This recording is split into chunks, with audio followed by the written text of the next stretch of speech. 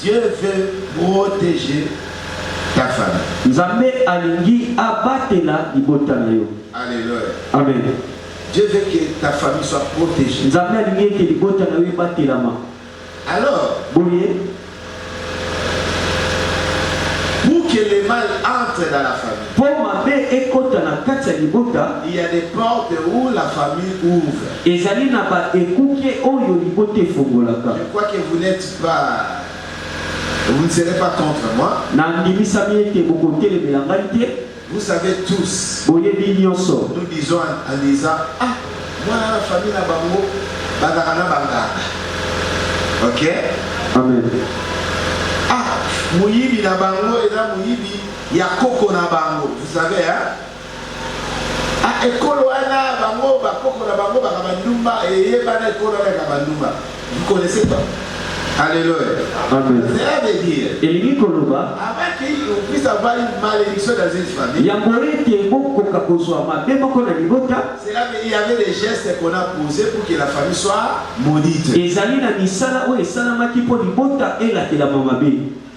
Oh, qu'on ne vous trompe pas. Bakosa bino te. Nous héritons le mal de nos oncles, de nos tantes, de nos pères, de nos grands-pères et de nos parents. Biso pena tokumbaka mabe ya banoko na biso batata mwasi na biso ya batata na biso to mpe bakoko na biso. Tu peux aller mettre au monde de ton enfant même en Europe. Okoki kokende kobotata mwana nao na mikili ya ngele. Mais si la famille est maudite, Kasi soki libota elakelami à mabe, partir d'Europe, tu verras l'enfant va commencer à reproduire des histoires qui est dans la famille. uta mikili ya ngele okobanda komona mwana kobanda kosala makambo ezali na kati ya libota. Ndenge ndeko moko atunaki ngai bino papa, na mwana abotami na poto yebi akoma moto ya drogue mpo bakuzene nyonso awa lotoko diama, ok? Yebi abotami na poto lotoko diama, sikoyo yaye kuna azomela bawiski na badrogue ya kuna, ok?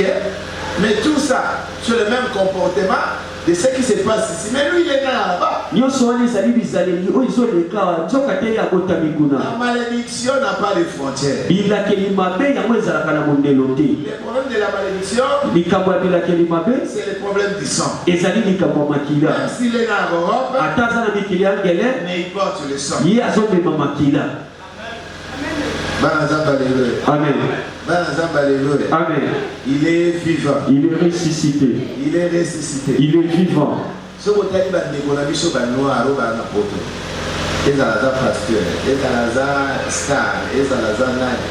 Batoyo balakulakisa ki bazwi bana bambomo kaka banwara. Boye kwani basala bango. Souffrance oyo bakoko na biso bamona. Bafimbo babeta bango. Baesclavagisme oyo bakota. Omoni bango bazalaki esika bato bazovanda bango bakotia bango mopanzi. Siko lelo bazwi mwa liberté wana. Bakokota pe na bisi, bakokota pe na baimmeuble ya kitoko. Siko bazolinga balakisaki biso pe tokomi. Mais oyo abotami lelo esika azonga fimbo. Fimbo wana bakoko bazwa wana douleur wana, esprit wana. Ezolanda na banoir nyonso bazobotama ti lelo. Tu verras un blanc. Vous connaissez des blancs comme celui de Internet, il l'appelle comment? Bill Gates. Si tu vois Bill Gates, simple. Sa veste, simple. Sa chaussure, simple. Ok? Amen. Pourquoi? Il est blanc. Mais si tu regardes les noirs qui sont riches, en le regardant déjà comme ça, tu sauras qu'il est riche. Mais si on te met Bill Gates ici, même le petit là qui a créé Facebook, si tu le regardes avec des petits jaquettes, des petits polos, tu ne sauras pas qu'il est riche. Mais peut-être qu'il est 100 000, les lobes peut sur 100 000 $, donc 100 000 $. Avec ma chaussure vimba, j'ai les vestes, caché. Faut que l'équipe va sentir que non, Azui, Mogo. c'est hier. Ezali Singa. Ok? Amen. Alléluia. Amen. Le meilleur lutte que tu peux en avoir. Bitumba ya malamu koki kosala Travaille que la famille sala ete libota soit délivrée. ekamolama. Ça sera une bénédiction de génération à. Ekozala lipamboli ya bekeki na bekeki. Ok, je vais vous donner des choses qui dérangent la famille. Nakoyetalisa bino bamakambo oyo etungisaka libota. Des choses que vous n'accepterez jamais que ça puisse se reproduire dans vos familles. Biloko oyo kokoki kondima te ekoka kobandelama na libota na Dieu bino. depuis longtemps il voulait que la famille soit bénie. Nzambe utakala alingaki ete libota epambolama. Il a donné des lois qui permettra que la famille ne puisse pas être maudite. Ye apesaki baalima oyo ekoki kosala ete libota elakelama mabe te. La première chose que Dieu avait, Eloko ya yambo nzambe alingi c'est dans le livre de Exode chapitre 20 verset. On va voir ça. Exode chapitre 20. J'espère que lisez verset 12. Honore ton père et ta mère. C'est quel verset là? Et 12. Ok. Honore ton père et ta mère, afin que tes jours se prolongent. Quand Dieu a donné les 10 commandements, Tant nzambe apesi mibeko zomi, les 4 commandements parlaient que de lui. 4 commandements yango ezolobela ye Les moko. 6 commandements c'est pour la famille. 6 commandements wana etikali ezali mpona libota. Alléluia. Amen. Est-ce que tu m'as compris hein? Ososoli ngai Pourquoi la famille? mpona nini libota? C'est dans la famille qu'on trouve l'homme et la femme. Ezali na libota nde tokutaka mwasi to mobali. C'est dans la famille qu'on trouve grand frère et ce petit frère. Na libota nde tozokuta yaya ya mokolo na baleki ne ya mibali. C'est dans la famille qu'on trouve sœur et frère. Na libota nde tozokuta ndeko mwasi na mobali. Alors il y a des actes Ya boye ezali na makambo qui feront en sorte que la famille soit heureuse et bénie. oyo ekosala ete libota ezala na esengo mpe pakolama. Alors les 6 commandements, Boye 6 commandements et Dieu ces commandements et Dieu a placé pour l'harmonie de la famille. nzambe atiaki yango mpona bomoko ya libota. Et parmi les 6, Mpe na kati ya 6 wana c'est les commandements. Les commandements, le 5e commandement qui est à la tête de tout. boye na nyonso wana 5e commandement nde yango ezali likolo na nyonso. Pourquoi on a commencé par là? Mpona nini babandi kaka na wana? Je vais vous dire des choses. Nakoyebisa bino eloko Suivez-moi moko. tranquillement. Olandanga mpenza na kimia nyonso. Honore ton père et ta mère. Menia tata na yo to mama na yo. Pour que tu vives longtemps heureux ici sur la terre. Po yo umela mpe obika malamu na kati ya mokili awa. Pour que tu vives longtemps heureux ici sur la terre. Po obika tango molai mpe na esengo awa na se ya mokili. L'enfant là qui est né. Mwana oyo ye abotami. L'enfant là qu'on demande à honorer son père et sa mère. Mwana oyo bazosenga ye amemi ya tata na mama na C'est ye. celui-là demain qui sera parent. Ezali oyo lobi ye nde akokoma moboti. C'est celui-là demain qui va naître au monde aussi. Ezali wa ye nde lobi na akobimisa mpe bana na mokili. Alors l'enfant doit être béni pour que quand il va commencer à être responsable et mettre au monde, ses enfants puissent hériter la bénédiction qui est à lui. Boye mwana wana esengeli ye apambola matango ya kobanda kobimisa mpe bana na ye mpe bazwa nkitani oyo ye azalaki C'est pour nango. cela qu'on a commencé là-bas. Yango wana nde babandi wana. Honore ton père Memi ya tata na et yo ta mère mama na yo pour que tu vives po obika longtemps tango molai heureux esengo ici sur la terre. awa na se ya mokili. Pour que tu sois heureux Po ozala moto lesengo ici sur la terre. awa na se ya mokili Ce n'est pas des chaînes. ezali kokila Ce te n'est pas monter sur la montagne. komata na ngomba te Ce n'est pas aller à Lusizira. eza mpe lukote Ce lusizila n'est te pas aller à Ouabada. eza kokende na badara Ce te n'est pas prier très fort. eza kobondela makasi Ce n'est te pas crier et taper le main. eza kokanga te to kobeta Ce maboko n'est pas dire je suis un homme et une femme de prière. koloba te naza mwasi to mobali ya mabondeli. Je cherche Dieu à tout moment. ngai nalukaka nzambe na ntango nyonso. Passe mon temps à la présence de Dieu. ngai nalekisaka ntango na ngai na bozalisa nzambe. Ce n'est pas ça mon frère et ma soeur. ezali yango te ndeko na ngai ya mwasi na ya mobali. Non, ce n'est pas ça. ezali yango te. La Bible ne m'a pas dit ça. bibili elobi na nanga yango te. La Bible m'a pas dit que non, si tu pries beaucoup, tu seras béni. Biblia elobi nanga te ete soki ozosambela mingi okopambwama. Non. Te. Non. Te. Alléluia. Amen. Mais la Bible me dit, Kasi Biblia elobi honore ton père menia tata et ta mère, menia mama tu vivras longtemps ici. yo ekobika ntango molai awa Heureux esengo sur la terre. awa na se ya mabele. La bénédiction, Lipamboli ce n'est pas parce que tu pries beaucoup. eza te mpo yo obondelaka mingi. La bénédiction Lipamboli ne vient pas parce que tu cries beaucoup. ekolia te mpo yo ogangaka mingi. La bénédiction Lipamboli ne vient pas parce que tu prêches bien. ekolia te mpo yo oteyaka Vous malamu. ne serez pas heureux parce que vous prêchez bien. ekozala na esengo te mpo yo otelaka Vous malamu. ne serez pas heureux parce que vous chantez bien. ekozala na esengo te mpo yo oyembaka malamu. Il n'y a qu'une seule condition. eza kaka na mobeko moko Que ta fille soit bénie. mpo ni mbongo na yo Honore epamama ton père memi ya tata et ta mère. mpe mama na yo. Tu ne seras pas heureux parce que tu es belle. okozala na esengo te mpo oza kitoko. Tu ne seras pas heureux parce que tu as des diplômes. okozala na esengo te mpo ozali na Tu ne babuku seras pas ebele. heureux parce que tu as l'argent. okozala na esengo te mpo ozali na mbongo. Ce n'est pas l'argent qui donne la joie. ezali mbongo te nde epesaka esengo. Ce n'est pas avoir beaucoup d'enfants. eza kozala mpe na bana ebele Ce te. n'est pas avoir un bon père. ezali kozala na tata ya malamu te. Tu vas être heureux. olingi ozala Et esengo vivre longtemps ici sur la mpe obika ntango molai na sa mokili awa Honore ton père, memi ya tata ta mère. memi ya mama. C'est simple. eza pena pete. Parce que l'enfant là, mpo mwana wana c'est lui qui sera le père de demain. ye nde akozala tata ya lobi. Or, on donne que ce qu'on a. nzoka te bapesaka kaka oyo eza nango. Mon père m'a donné ce qu'il a. tata nanga apesaki nga oyo azalaki nango. S'il était maudit, il m'a donné la malédiction. soki azalaki moto elakelama mabe apesi nga mpe S'il était bilakeli béni, il m'a mabe. donné la bénédiction. soki azalaki moto akopambama apesi nga mpe lipamboli. Mon père ne me donnera pas ce qu'il n'en a pas. tata nanga akopesa ngai te oyo azalaki nango te. Il ne me donnera pas. akopesa ngai yango te. Si mon père était maudit, soki tata nanga alakelamaki mabe je suis maudit. Oh. ngai mpe nalakelami mabe o. Si mon père était béni, soki tata nango apambamaki je serai aussi béni. ngai mpe napambwami. Pour ça, nous allons aller là-bas. Taka papa abino, taka maman abino, on comprend des filles. On comprend les filles. Ok? Amen. Alléluia. Amen.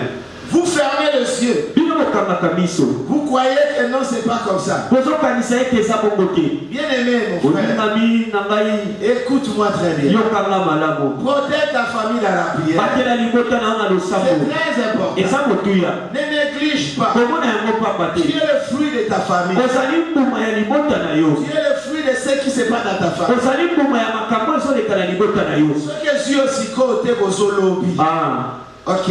Amen. Alléluia. Amen. Alléluia. Amen. Alléluia. Amen. Si tu es parvenu maintenant, soki yo longwa lolo demain ça va te rattraper. lobi yango ekokanga yo. Alors si tu veux que ça vous attrape pas, soki olingi yango ekanga yo te c'est là que Dieu t'a choisi. yango wana nzambe aponi yo. Que tu deviens les leaders de ta famille. okoma mokambi ya libota na yo. Qui amène un changement. olema mbongo wana. La bénédiction, lipamboli ce n'est pas jeûner 7 jours. ezali kokila mikuku moposo mobimba te. Et tu ne seras pas heureux parce que tu jeûnes beaucoup. ekozala na esengo te mpo yo okilaka mingi. Il y a mon moni au père ou au prière. Si tu peux jeûner tellement fort, au moins des choses où il y a comme maman incrédible.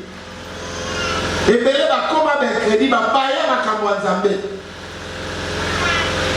Allez à l'église chaque jour. kokende na eglise ya mikolo nyonso Ce n'est pas ça ce qui fait l'homme heureux. yango wana nde te esalaka moto azala na esengo. Pour être heureux, mpona kozala na esengo honore ton père et ta mère. meni ya tata na mama na Tu yo. seras longtemps heureux ici sur la terre. yo ekobika ntango molai mpe na esengo wana na se ya mabele. Alléluia. amen. Quand tu seras heureux, ntango kozala na esengo quand tu seras béni, ntango kopambwama les jours où tu vas te marier, mokolo oyo kobala. yo bakohérité oyo ozanango. amen.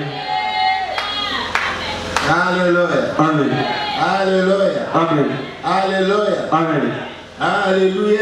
amen.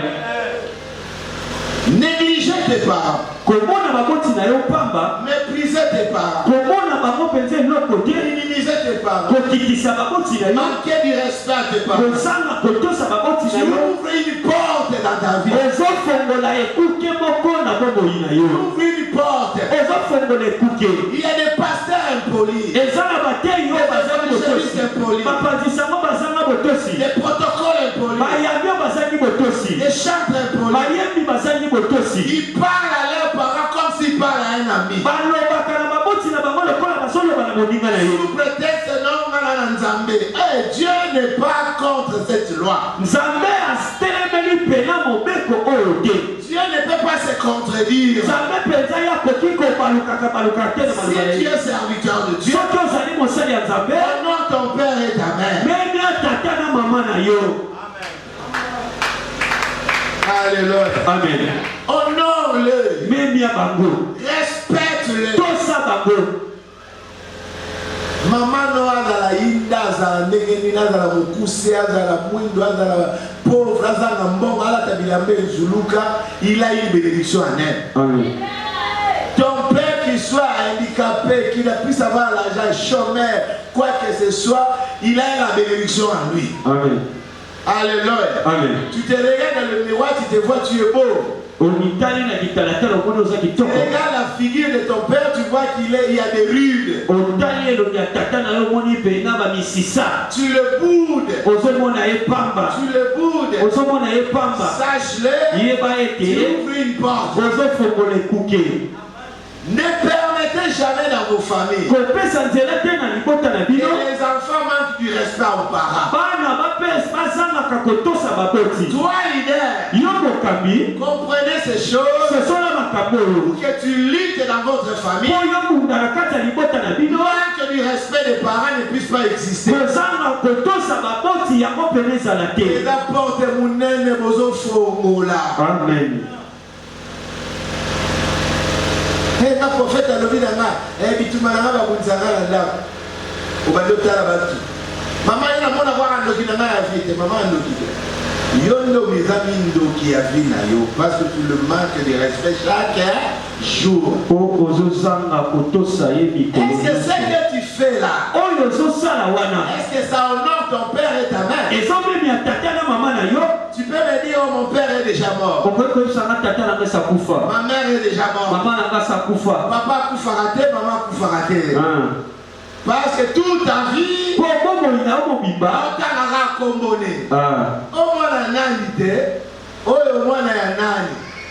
Nakosi. Te. Tala de ba pembeni, papa kufa raté, maman kufa raté, c'est bon. Ozolo ba mobie tozo ba. Tala est bien, papa kufa raté, maman kufa raté. Pour mutu kusala tala nga lebi abiso ba papa ba kufa ba maman ba kufa te. Même s'ils sont partis, Atako bango bakenda. même dans le tombeau, Ata na kunda. tu vas les honorer. Yo komemi ya bango. Ton comportement, Bizaleli ce na yo. que tu fais maintenant, Oyo ezosala est-ce sikoyo. que ça honore ton père? Ezomemi ya tata Ça na yo. honore ta maman? Ezopesa mama na lokumu. Tu vas te heureux. Olingi ozala esengo. Honore ton père Memi ya tata na yo. et ta mère. Na mama na yo. Vivre Okobika heureux ma esengo. longtemps Tango molai. ici sur la terre. Awa na se ya mokili. Oh mwana nani ti? Oh mwana papa nani oti? Mwana ya mama nani oti? Tango ozosala bosoto bakangi yo babandoloba nini? Oh mwana ya nani oti? Ata kufa watanga komone te? Wakutanga. Alléluia. Amen. Alléluia. Amen. Tango mpe tovandi boye tomoni na télévision batangi kombo kinga nakomi ministre fulani. Oh, nani wana? Nani te Patrick Mafuta? Oh. Mwana ya voisin na biso Mafuta oyo akufa na 2000 na 1900. Comment ana les sous le coup? Ya papa. Hein? Tes parents ne sont pas morts. Bakoti na yo bakufite. tes parents sont toujours vivants. Ils méritent d'être honorés.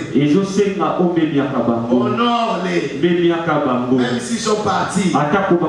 Honore-les. Pour que tu sois heureux.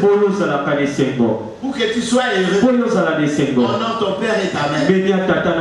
Mépriser tes parents. Mépriser tes parents. Manquer du respect à tes parents. Vous ne serez pas heureux.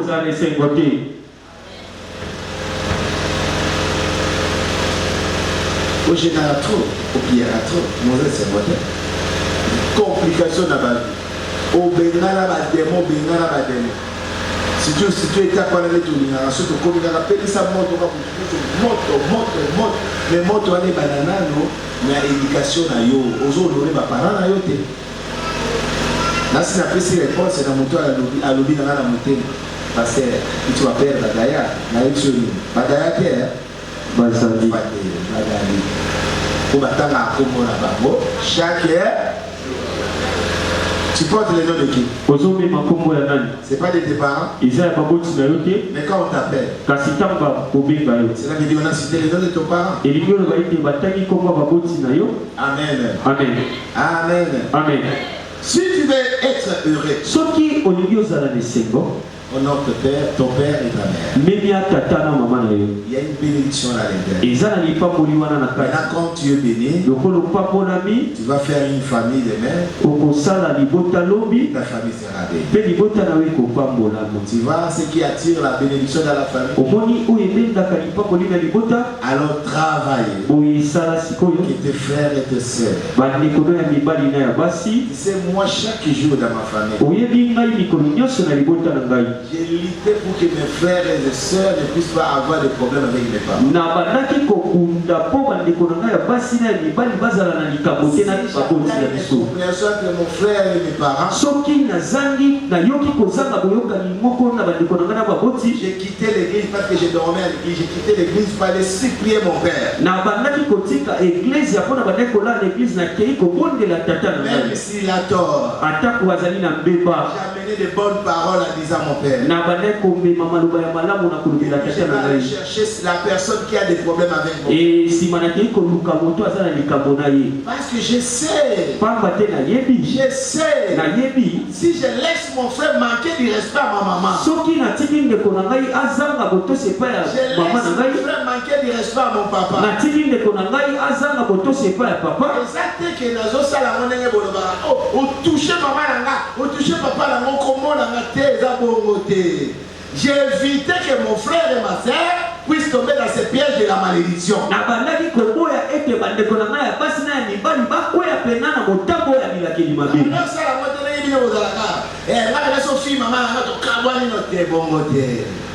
Mais j'ai lutté pour que mon frère, ma soeur ne puisse pas avoir des problèmes avec mes parents parce qu'il aura des malédictions sur lui. Mes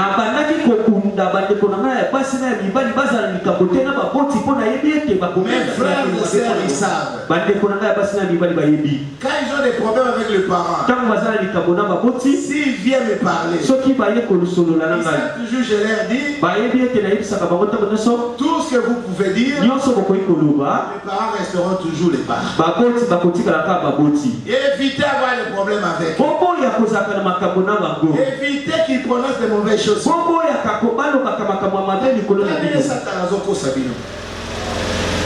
Dans l'obélé la vérité. Mais il y a un mot. Mais il y a un mot là, ils ont un impact. Maman, on l'a dit là. Attends, on l'a kissé. On l'a bien. Il y a un bon. Balaka Sitota. Asugigawa. Mais il y a eu un bel anil sans effet. Mais il y a eu mon koana. Bando qui bat tout basalini. Basalini. Bon, on dit tout le bandolanda aussitôt.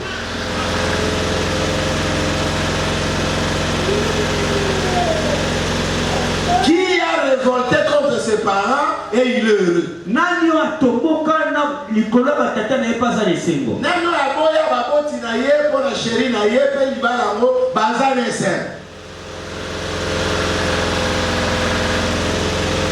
Nanyo aboya baboti na ye po na kangama na copain na ye pe aza moto ese. Alléluia. Amen. Alléluia. Amen. Alléluia. Amen. Vous souffrez ici. Vous, maintenant, vous cherchez des chaînes de prière, vous dérangez les pasteurs, quand il pasteur. Pasteur à côté du Camerounais et émission boye. Au niveau de la montée, honore ton père et ta mère. Et si ils ont prié dans le salaté, ils ont gêné dans le côté, dans le moment de l'ombaté, dans le moment de l'angé, dans le moment de l'eau au moté. Tout ça, papa, na maman, et ça, dans le bonheur. Et si, automatiquement, ton corps, ta vie brillera et tu verras du bénédiction qui va t'accompagner. Surtout vous, les enfants d'aujourd'hui. C'est une occasion pour vous. Ne suivez pas les mondes. L'impolitesse du papa. L'arrogance du papa. Les mauvaises paroles du papa. Ce n'est pas un problème pour toi. Ne restez pas à juger ton père. Ne restez pas à juger ta maman. Cherche de tous les moyens de tirer les bonnes paroles qui sortiront de tes parents.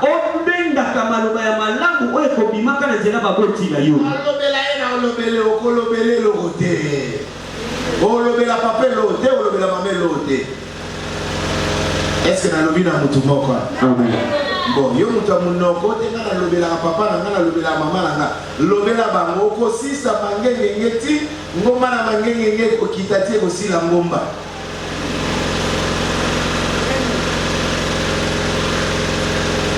Et donc kitati et là côté quand on montait ça c'était dire au mati bena comme na suko ki beta ba puisse et na mone zo kita et vous matabe au mati pe au mati no pierre et vous kitati ko sila. Mais yo vous avez qui vient.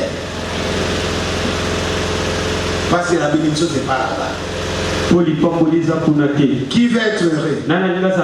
Qui veut être, prendre beaucoup de temps ici sur la terre? Honore ton père. Honore ta mère. C'est fini. T'as la débat n'a mon a besoin pas moi, t'as la secret n'a tout ça papa dans la maman. Alléluia. Amen. Alléluia. Amen. Au film là papa, au film là maman pour la relation là. Mais les la relation là puis ma bête au 24. Bon on passe souvent là. Là c'est quand on lit à Kamako faut regarder quand vous mouton dans la tendre, ils ont regardé à au bête à Gabo, mais ça bébé ça papa la finga déjà maman. Quand il déshonore tes parents, tant que vous osez makoto ça va tu n'auras pas la paix. Okuzana kimiati. La paix vient. Kimi ekoya. Quand tu honores ton père, tant ozomeli ya tata, tu honores ta mère. Ozomeli ya maman. Amen. Amen. Je vais te dire, les parents ne sont pas morts. Ils sont vivants. Maintenant, pas une décision. Commence à les honorer. Alléluia. Amen.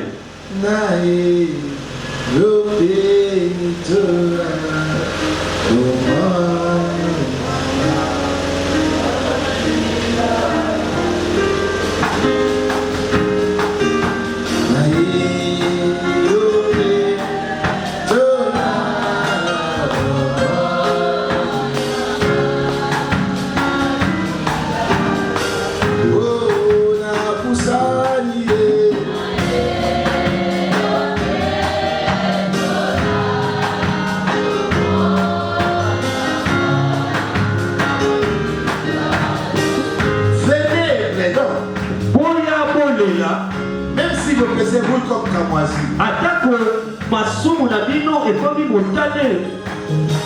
Dieu va vous purifier. Toi que les parents sont déjà morts, demande à Dieu de te pardonner. Et le mal que tu les as fait. Toi qui étais parents sont vivants, yo baboti bazana na bomoi bon courage. joa makasi Tu es leader, non? ozali mokani Bon courage. joa makasi Va rencontrer ton père. kende kokutana na tata na yo Raconte ta maman. kende kokutana na mama na yo Demande pardon senga ekolimbisi de ce que tu les as fait. yango nde okosala Sinon, vous allez finir. Mobile a beaucoup de figues là-bas. Et t'as la ligne à comment on s'abote. À jouer là, on fait ma data les. Moi, c'est un gros figue là-bas. À comment on va déshonorer ma parole à quatre familles à Bissou. Oui, comme ça va avec Bodi avec ma botte. Oh, Dieu, c'est comme pousser la campagne à la famille. Quelle est la botte? bandekolo ya mibali bapambola Que tes sœurs soient bénies. bandekolo ya basi Que bapambola tes enfants soient bénis. bana na yo bapambolama Que tes parents soient bénis. baboti na yo bapambolama Seigneur, kolo tu nous as promis la grandeur. olaka biso Tu monene nous as promis la grandeur. olaka biso monene Que cela soit accompli. yango ekokisama Alléluia de Jésus. na kombo na nguya na yesu Alléluia de Jésus. na kombo na yesu Alléluia de Jésus. na kombo na yesu Alléluia de Jésus. na kombo na yesu Soyez bénis. pambolama Soyez bénis. pambolama Que la bénédiction t'accompagne. lipamboli etambola na yo Que leader de la famille. yo ozali mokambi ya libota Que Dieu te remplit de tout pouvoir. nzambe atondisa yo na bokozi Remplis nyonso de son onction. atondisa yo na nguya na yo Quand tu rentreras chez toi, ntango kozonga epa na tu yo libères tes frères. epambola bandeko na yo epambola bandeko na yo basi Bénis ta famille. epambola ndako na yo Que les changements pambwana passent par toi. eleka na nzela na yo Merci Seigneur. matondo nkolo yesu Amen.